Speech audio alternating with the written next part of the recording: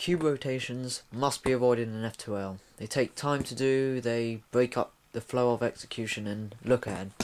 But fortunately, there are certain actions that can be implemented to help you avoid these, at least most of the time. This is a very easy insert that many people miss. This is just an example. Say I have a pair here, I'll put it in this slot, cube rotation, put it in. It's nice, but there's a way to do it without a cube rotation.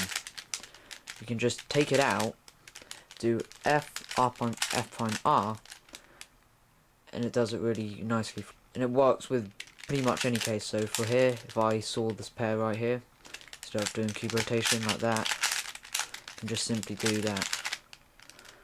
And it's nice and fast. Please take into consideration that there are many ways to solve one case. For example, these two need to go in here. So some people might do this, might move it over here, use this empty slot, move it back, and well, you have to use a cube rotation, which isn't very good. So, but what you can do is if we arrive here, we see this is like this, and we can use this empty slot but in a different way over here. So we can move this down, hide it, move it back up, and we can do it without a rotation.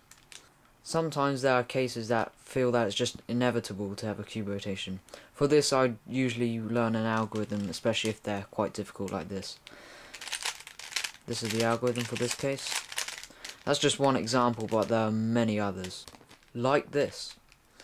You can do this two ways. If you arrive at like here, you can do this. If you arrive at with this white piece facing front, you learn a different algorithm. So for this one you could do,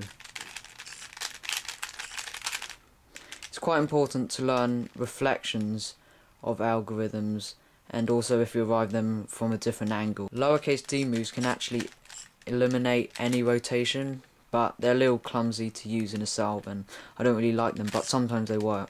So for example, for this case, very simple. Instead of doing this and inserting it like so, you can just use a D move like that and solve it like that. Sometimes you just need to do cube rotations, and there's no point in just going over the top and learning one case from all the angles of the cube and going over the top. So don't go over the top with cube rotations, even though it's best to avoid them. This is Smith Solver. Keep cubing.